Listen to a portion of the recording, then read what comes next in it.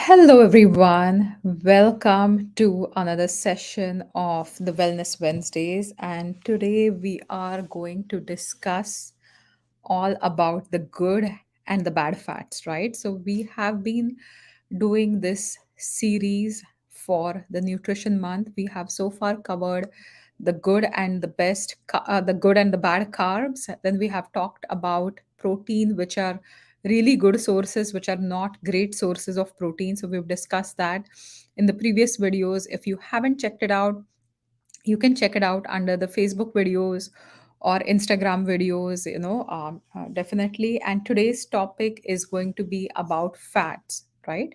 So fats have such a bad rap when it comes to our health, but the fact is that fats are extremely essential for our not just physical health but also your mental health, your neurological function, right? So making sure you make the best choices when it comes to eating good fat. And that's why we are going to talk about the good and the bad fats for you today. So, if you are watching this live, say a quick hi. If you are watching this as a replay, you can post your questions or your comments when you check it out as a replay as well. So again, one of the importance of this topic is, when we talk about cholesterol, when we talk about triglycerides, when we talk about heart disease, fats are supposed to be not great for, they have had a bad rap.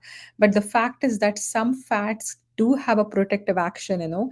Since the world went fat free, all the low fat diets have contributed more to dementia, as well as more anxiety, more cases of neurological issues. And that is why the fat in your diet should be good, right? So let's talk about different three main categories of fat. So the three main categories of fat that we talk about are the saturated fats, the unsaturated fats. The unsaturated would have mono and polyunsaturated, and then we have the trans fats, right?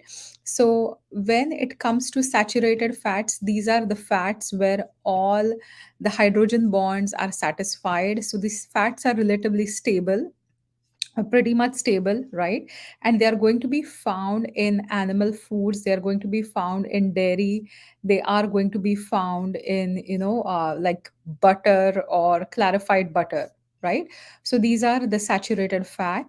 And when we talk about mono unsaturated fat, or polyunsaturated fat, the unsaturated fats, they're going to be found in different foods, right? If you have heard about um, avocados being good for your health, or nuts or seeds being good for your health, we talk about olives, olive oil, uh, different nuts, right? So these are where mono and polyunsaturated fats are going to be. And then there is another category here that's called the omega 3 fatty acids. They are heart healthy, right? So they can lower your risk of cholesterol, they can lower your risk of triglyceride, and they are found in fish. So when we look at salmon or mackerel, albacore tuna, rainbow trout, like really fatty fish, you will have good amounts of omega 3s in tofu, as well as walnuts, flaxseed, and flaxseed oil. Most other fats or seeds and nuts, they would have omega 6s, especially if you are looking at certain ones like, refined oils, they have more of the omega 6s. Walnuts, chia seeds, flax seeds, they will have more omega 3s. So that's kind of the difference here. And then trans fats are fats that are usually produced when fats are heated on, for, especially the unsaturated fats are heated for various processes. An example is, we talk about margarine or any oil, that is a liquid at room temperature. For it to get converted to solids at room temperature, a process called hydrogenation has to be carried on, and that will result in trans fats, right? So trans fats are extremely bad for you. Saturated fat, while the world says that it's not the best for you, you need saturated oil in moderation. Saturated oils are, or saturated fats are found in, um, grass fed butter or ghee, and they are also required by your brain to function, right? So today I'm going to talk about the five main fats that you should be eating, and the five main fats that you need to absolutely avoid in your diet. Number one thing that you should include in your diet is ghee, right? So every time you see me, I keep talking about ghee or clarified butter. It's better than butter, way more digestible. It is a way better fat if you are looking at dairy as a source of fat, right? So when we look at cream, right? So cream is heavier to digest. It does have a good fatty content. Butter is where, a lot of the milk solids are taken out, and then you have butter. And clarified butter or ghee is where you're further cooking this butter, right? So it's a little more digestible, or way more digestible than cream, more digestible than butter as well. And it is less allergenic because it's lactose free, it's milk protein free at this point. But a ghee is one of the best fats for you, for your brain, for your eye health. It helps repair your intestinal cells as well. So one of the best fats that you need to include in your diet is clarified butter or ghee, right? And this is something you can use in your baking, this is something you can use in cooking. Not a lot of oils can be used to cook or fry things at higher temperatures, right?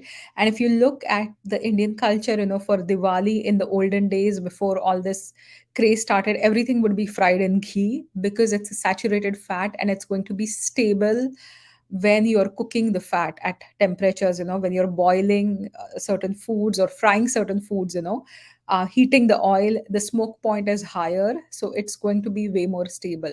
The second one is coconut oil, right? So coconut oil, again, there are mixed reviews even today, because they talk about, how saturated fat is going to be bad for you, it's going to increase your cholesterol. But there is absolutely no association between coconut oil and heart disease, right? So coconut oil has lauric acid, it has medium chain triglycerides. It has about a 350-degree Fahrenheit smoke point. Ghee has a higher smoke point, 485-degree Fahrenheit. Uh, so coconut oil is also good for cooking, right? um, it has, four lengths of medium chain triglycerides, which are good for you. And the 8 or 10th length medium chain, they're called the MCTs, like the brain octane especially. So when you look at these, they are going to fuel your brain, right? So make sure when you buy coconut oil, again, don't go for the refined ones, right?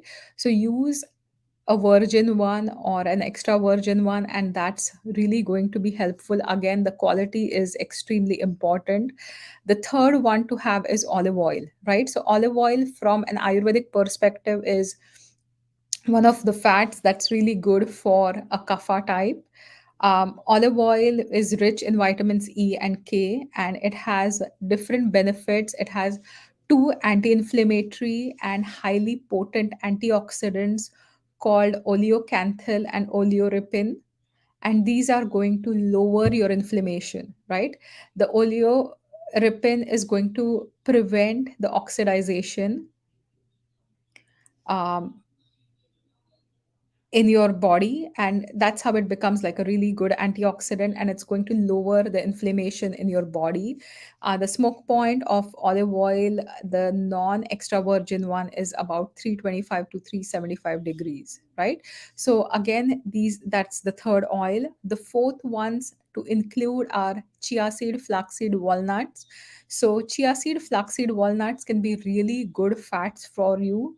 Make sure, you're if you toast the flax seeds or walnuts, do it at a very low temperature.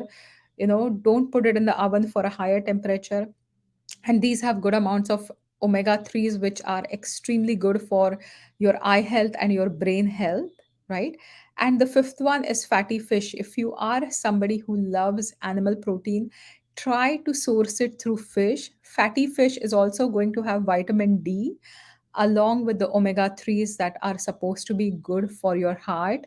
Again, the protein here is better digestible than any red meat. right?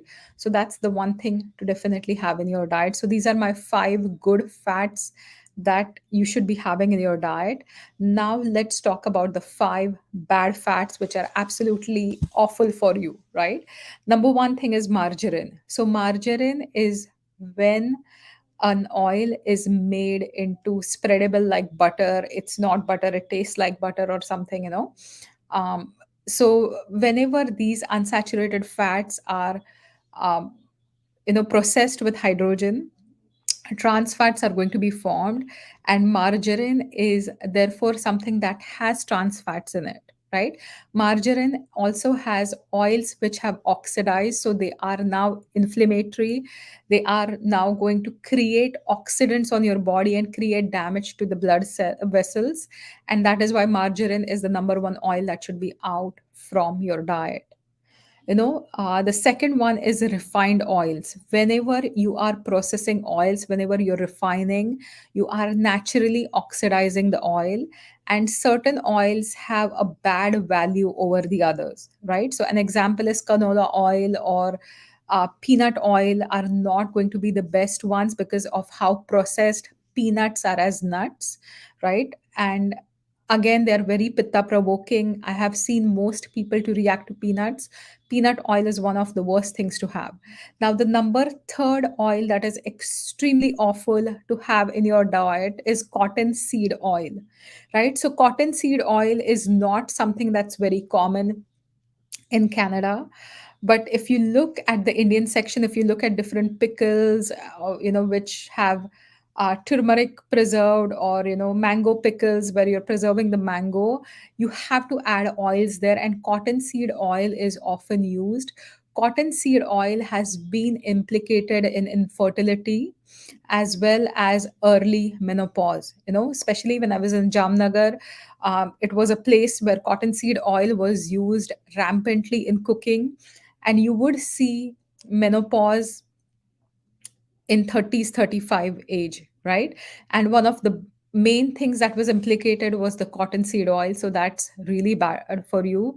Rice bran oil, so any of these which have been processed, which have been refined and they're processed with heat, are going to oxidize the oil, so they are really not the best oils for you, right?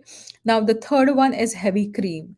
And while most people love cream, if you look at the whipping cream or if you look at different kind of creams, based on the percentages, they are extremely processed to be able to sort out the fat content, right? So these are processed, these are going to be heavier to digest, right? So the fat along with some portion of the protein, that's going to be heavier to digest just by nature, and that's something you need to take it out of your diet. The fourth one is any fatty cuts of meat, right? So, especially if you are looking at certain animals like pork, the pig, right? So, pork or sausages made out of pork, they are going to be heavier in fat, but it's going to be unhealthy, healthy, saturated fat for you. Especially if you look at sausages or they are going to be extremely fatty and they are not going to be easily digestible. Pork is something that is very hard to digest, and being fatty, it does not help, right? So that's one of the worst fats to have in your diet. um, yeah, and then fifth one is any fat that has been cooked beyond its smoke point. So if you are cooking any fat at higher temperatures, if you're barbecuing things, if you're heating the olive oil at really high temperatures, whenever you start cooking an oil and if it starts smoking and it turns dark brown and then you cook with it, it is extremely bad for you because you have oxidized the oil already or the fat already, and that is going to release a lot of free radicals and those are going to damage your system, right? So these are the 5 bad fats. We've talked about the 5 good fats. Now next week I will be here at the same time, 12 o'clock noon, and we are going to discuss about other nutrients. So thank you for watching. I wanted to make this quick video, and I will see you next Wellness Wednesday. Have a fantastic day. And if you have any questions, please post those here. Bye for now. Thank you.